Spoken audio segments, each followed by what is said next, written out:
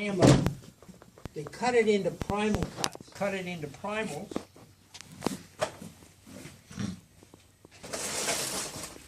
And the first part is the shoulder, and where you cut it, you leave 4 ribs. You leave 4 ribs with the shoulder. 1, 2, 3, 4. Okay.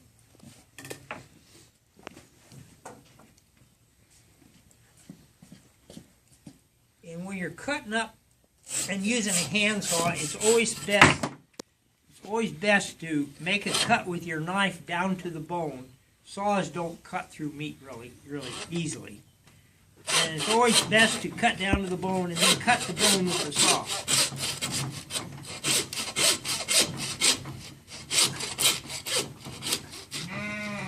Okay, now I've cut through the backbone, and now I'm cutting through this bone right here, which is the shoulder blade.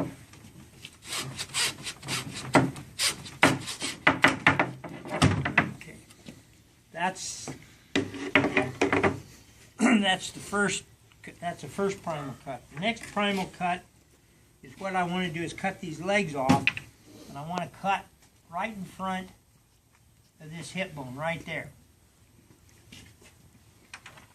Take a little of this fat out here so I can see what I'm doing. This is kidney fat, and if you want to save fat for any purpose, it's the fat to save. It's nice and clean and white. Okay, and the other thing I'll do is cut this away so I can feel. Okay.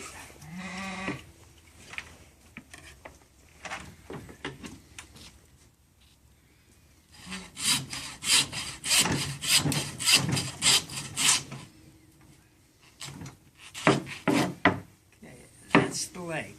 I'm just going to hang this back up and get it out of the way for a minute.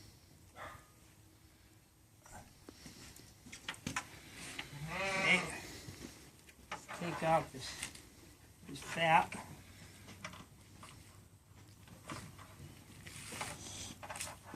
Anybody want to take the kidney home with them?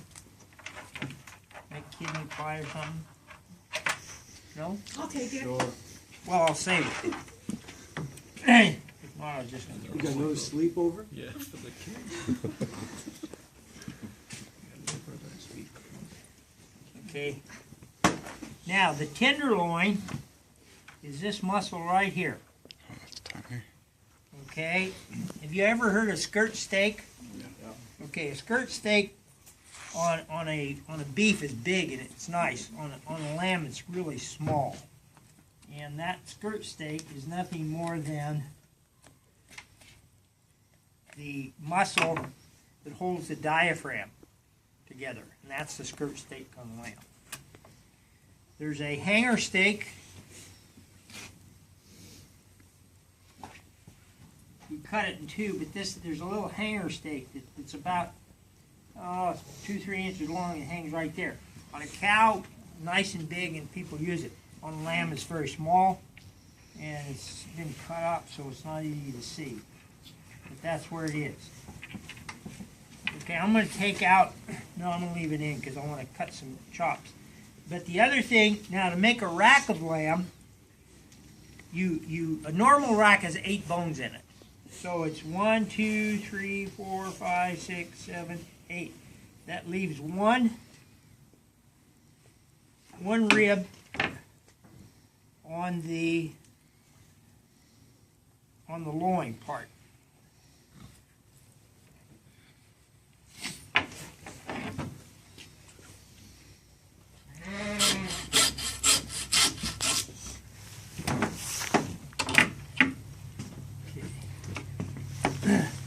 Now, the other thing, when you make a rack of lamb, which I'm sure we're all familiar with, when you order one, they order it by, I want an 8-bone rack 4x4. Anybody knows what that means? No? Okay. the 4x4 means they want it 4 inches from, here's the eye of the rack right here. They want it 4 inches down on that side, and they want it 4 inches down. If it was 3x3, you'd only come 3 inches down. Some people only want it 2 inches down. So it's just however you want to order it.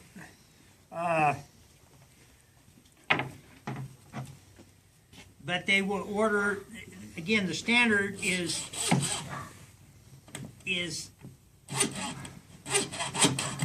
8 bones in a rack.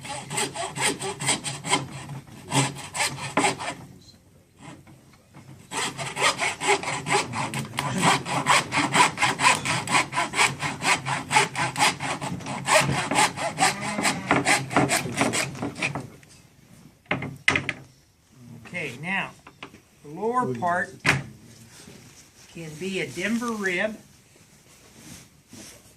which is like this, or you can actually bone it out and make what they call a belly.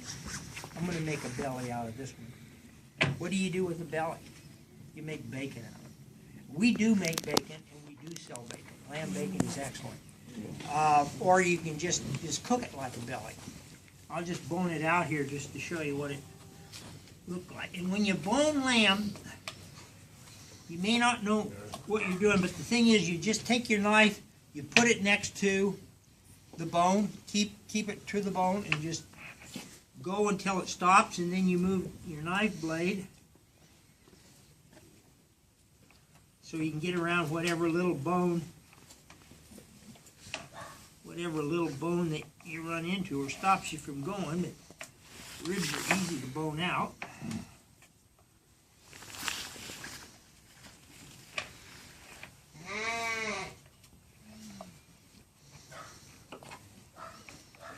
We have, actually I've got about 100 pounds of bellies that I sent to a processor down in Junction City that I'll get back probably Thursday. And the difference between that belly and a pork belly is a thickness. That's about it. But this makes really good bacon. The other thing is when you bone it out like that, I'm not going to do it all, but there's quite a bit of meat on there still that you want to take it off and use it for ground. Off of every lamb that we cut, we get 5 to 6 pounds of little pieces of meat like this that we make ground out of. And that's like $30 to $40 retail. So it's worth your time to spend the time taking that apart and throwing the bones away. Now, one of the things that I have found in the last year is we keep the bones now and we sell them for broth bones. We make broth out of them. Wonderful, wonderful. And actually a lot of people, and it's easy to make broth. All you do is put it in boiling water for 10 hours and that's it. But that's what you want to clean. You want to clean all of the meat off you can get off of a carcass. And that's again what you make the ground out of. I'm not going to be too bit time. Okay, here's a rack of, this is what you call a rib roast. You still have that part of the backbone here, and if you wanted to cut those in chops, you couldn't do it because the backbone is pretty hard to cut through. So you have to take what they call the chine bone, which is the corner of this backbone right here. You just have to break it so that you can cut through the ribs. Okay, does that make sense? Okay. Now with a handsaw, it's not as easy. It's not as easy to do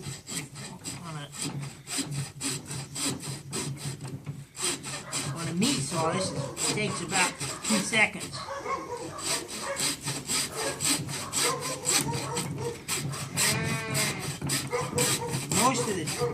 most of the trouble that you have doing meat, doing it by hand, is holding it.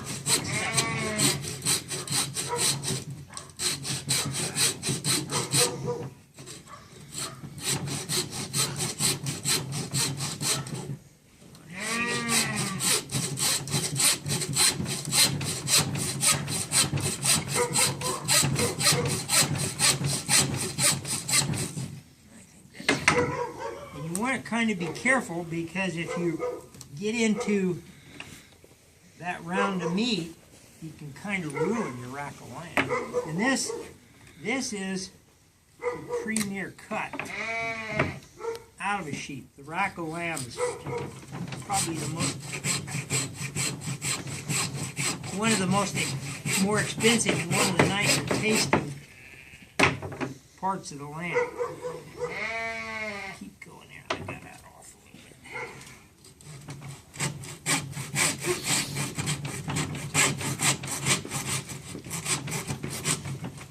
Okay.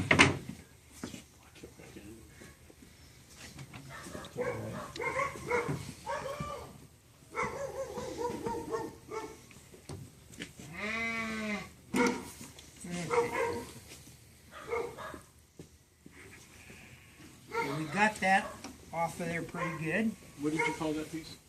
This is the chine. It's the backbone, essentially. Okay. Now you've got the individual ribs that now you can actually cut through. Okay. If you're going to make a crown roast, anybody know what a crown roast is? Isn't it where they like divide it up to kind of look Where like a you crown? take this and you wrap it around. Well, you got to kind of cut it a little bit. So let's go ahead and now we still have part of this. The end of it is right here. So I'm going to take that out.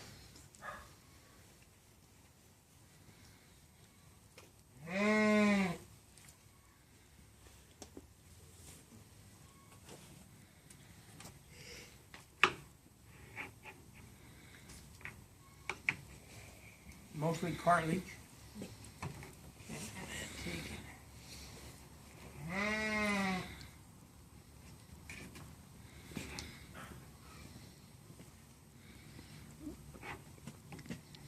Now there is a rib roast. If you want to take it down to the eye and make a rack of lamb out of it, you take and cut it across. Just leave the eye. Again, keep your knife right on the bone.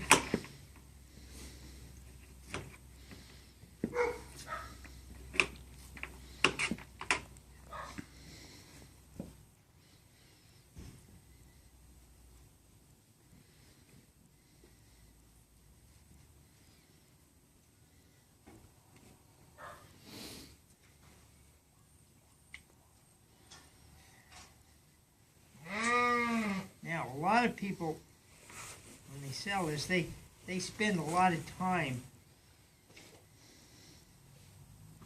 taking and scraping all of this fat and stuff off the meat. Actually, when you put it in the oven or on a grill, all that goes away within a couple of minutes. So there is a nice rack of lamb that's taken down to the eye, and if you wanted to make chops out of it, you just lollipop chops. Okay? Set this over here.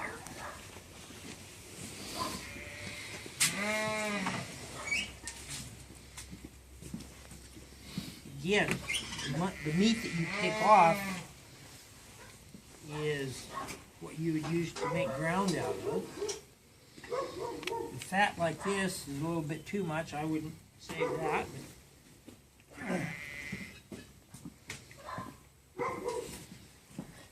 This bone here, again, because of the way they cut it, left a little bit too much on one side, so I'm going to save that.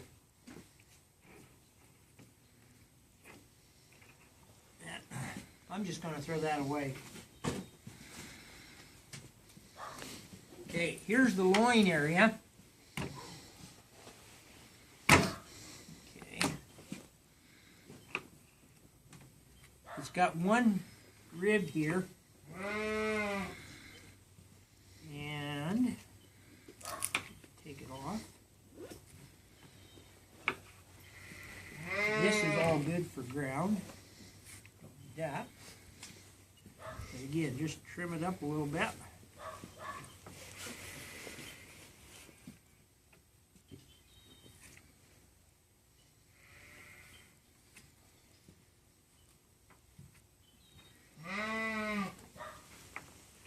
And in your ground pile, you sure don't want to put any bones.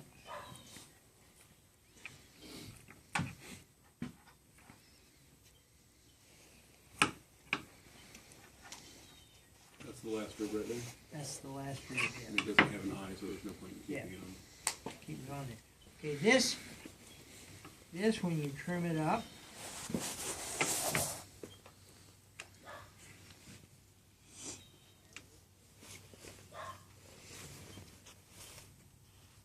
is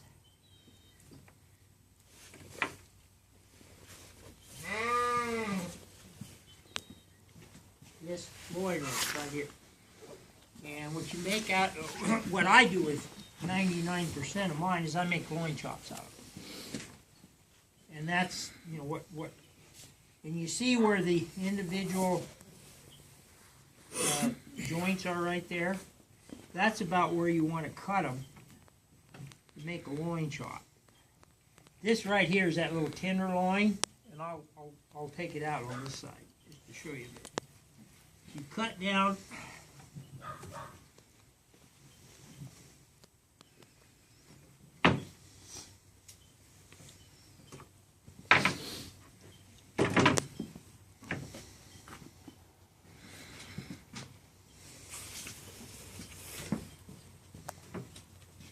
Again, cut through the meat to the bone.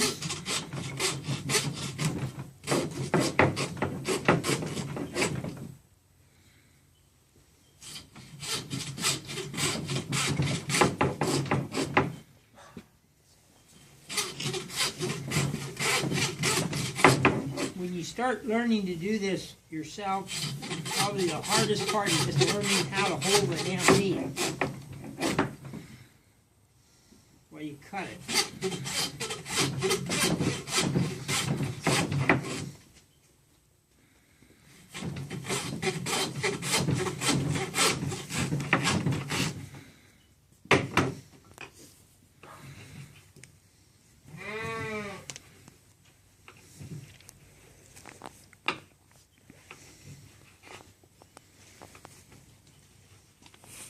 Okay, now you can, I left the tail on here, or you can take it off. A lot of people like that on there, a lot of people don't want it on there. You have a choice. Okay. I leave that gives it a little bit of flavor when you cook it, but if you don't want to eat it, don't eat it. Again, that would just kind of go into the ground pile.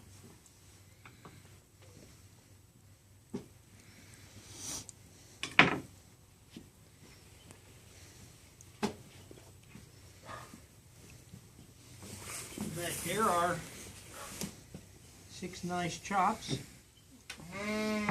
with about 14 bucks a pound.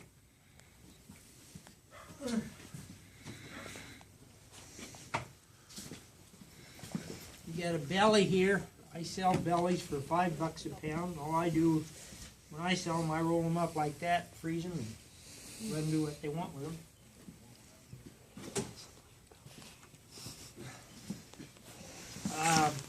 Again, this is no good. This is good for ground. Now we do the shoulder. one of the, I kind of clean this right here, where the thymus gland or the sweetbreads are, and it's kind of a place that you pull, kind of looks ugly, so I clean it up a little bit. Okay. Now, a couple of things. Let's go ahead and cut the neck off. Now, necks actually are, in terms of how you utilize the neck,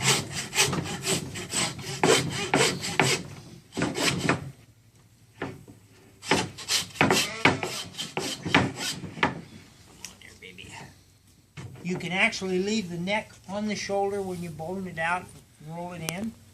You can, people buy necks and they use them just like they do shanks. They just braise them down, falls off the bone. Really good flavor. The reason it's got pretty good flavor to it, it has some streaks of internal fat in it that kind of keep the flavor up. When they split this, it should have been split right here. Yeah, it got off on it, but anyway, that would be the way you'd sell it, or you could actually cut it, and this is the way a lot of people like it, because they can utilize it as a steak, or it exposes, when you braise it,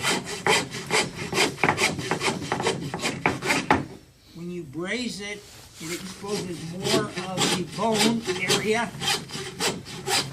which allows more of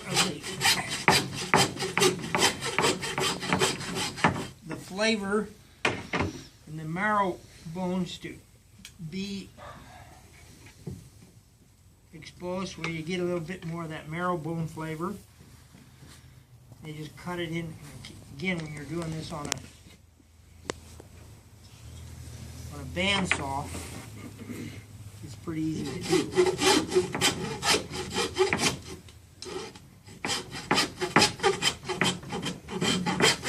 The neck, you can, and it shows that on the chart, I think. Not that old chart, the newer chart it does. But this is a pretty popular cut. What you call a neck steak. Or just a braising product, and you just braise it. Again, it just falls off the bone quicker, gets more flavor because of that marrow surface.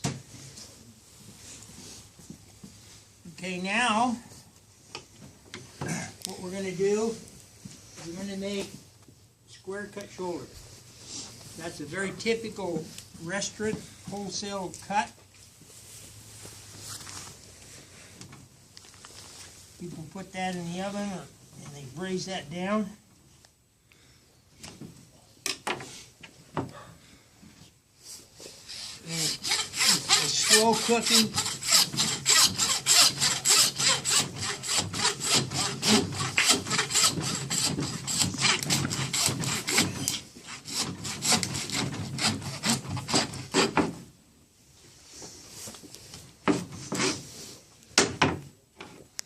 I sell quite a bit of this to restaurants. I do not sell hardly any of it retail, because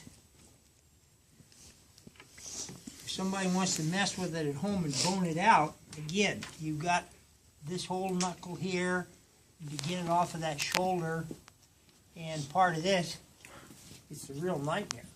Most people aren't that good at boning, so I do not recommend selling this to the housewife. You can do a couple of things with this. Let's deal with this. This is the shank. Very popular cut. I'm sure all of you have heard of that. Lamb shanks. Normally speaking, we just cut this.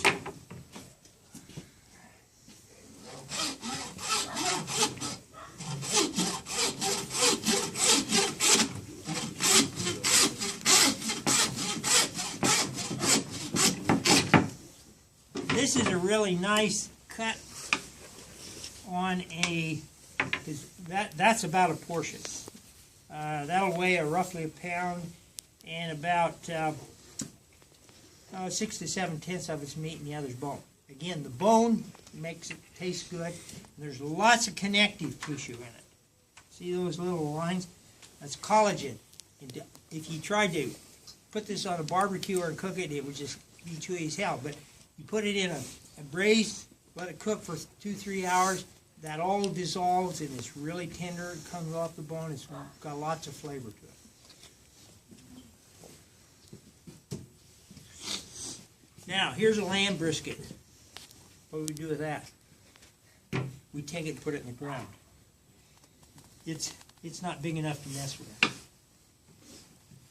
Just clean it up a little bit and take it off of the bone.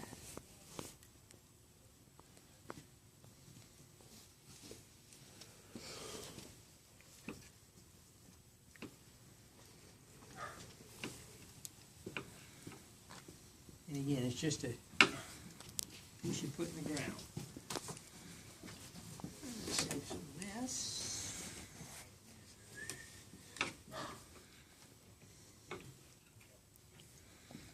These meat seem like they're trivial, but I tell you, when you're doing 20-30 lambs, pretty soon you got 5 pounds, and it's worth keeping. What do you get per pound on ground? Retail, we sell it for $6.95. Wholesale, we sell it for $5.75. This here is fresh. Okay, there's a couple of things that you can do, and I'm going to you can make shoulder steaks like this. There's 2 kinds of shoulder steaks. There's what they call the arm chop, which is the leg end, and then there's the blade chop, which comes off of the blade, this end of it here. I'm going to cut one piece just to show you what they are, and then I'm going to bone the rest of it out and make a boneless shoulder roast out of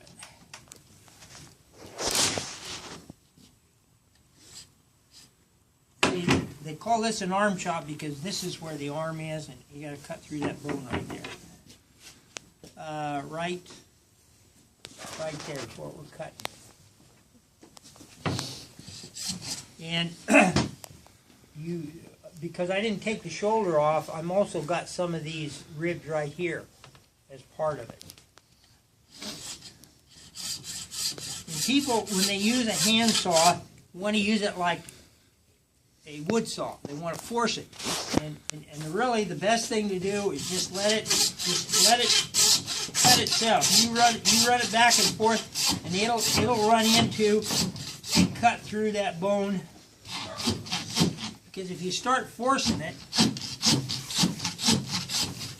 the blade is pretty wobbly, and it'll go every which way except the way you want it. Come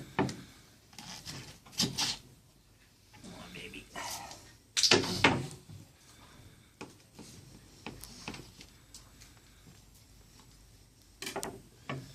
What I'm doing right now is I'm cutting parallel, like from here to here, because this isn't square.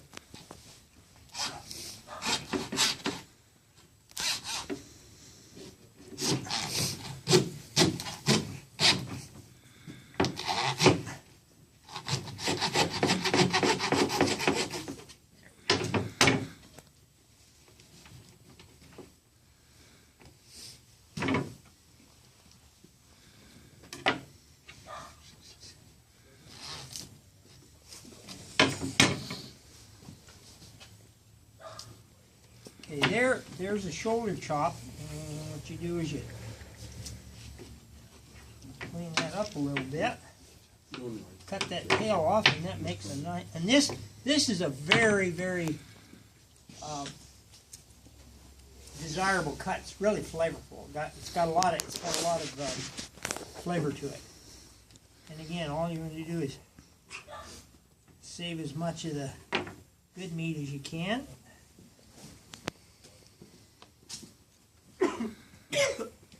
And that's a blade chop.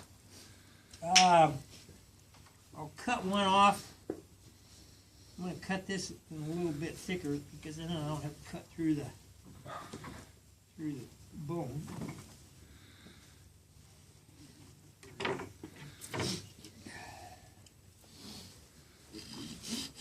And most of the time, these you cut these 3/4 to an inch thick. You don't cut them a lot thicker than that.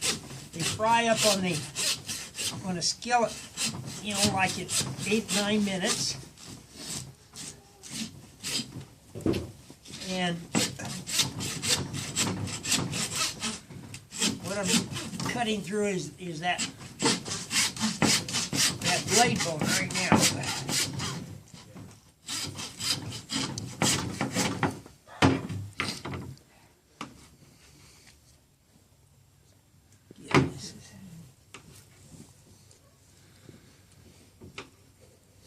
Yeah, probably.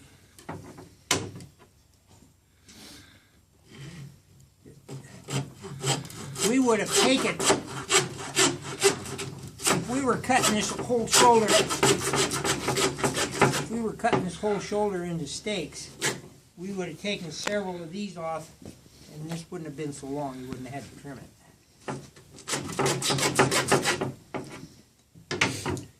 Now, more people tend to like these blade shoulder chops because it has this muscle right here is the same muscle that's in here. Okay? Has a lot of flavor, and there's a couple other muscles in there. One that lays right in here that it's very tender, very tasty, and this actually has a little bit more flavor to it than this does. And if you're not careful with this one could be tough. How do you make lamb tough? Anybody? How do you make any meat tough? Overcooking it. Lamb is easily overcooked because it doesn't have marbling through it. So you need to be careful. And that's the number one thing I tell people when they've never used lamb before is, how do you cook it? Keep it pink, period. Pinkness indicates that the moisture's there and it's going to be fine. An old ewe, a young lamb, whatever, if you overcook it, it's going to be tough. If you don't overcook it, it's going to be nice and tender. Okay, now, I'm going to bone the rest of this out just to show you how to do it. First thing you do is you take the rib and the neck bone off. After you get that off, then you take that blade bone out.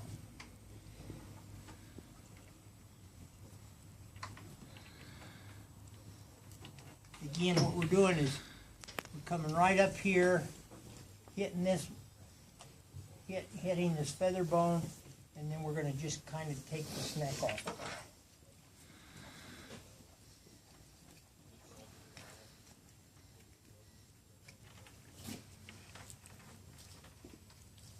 The neck is difficult because you got all these little nugs that you keep running into.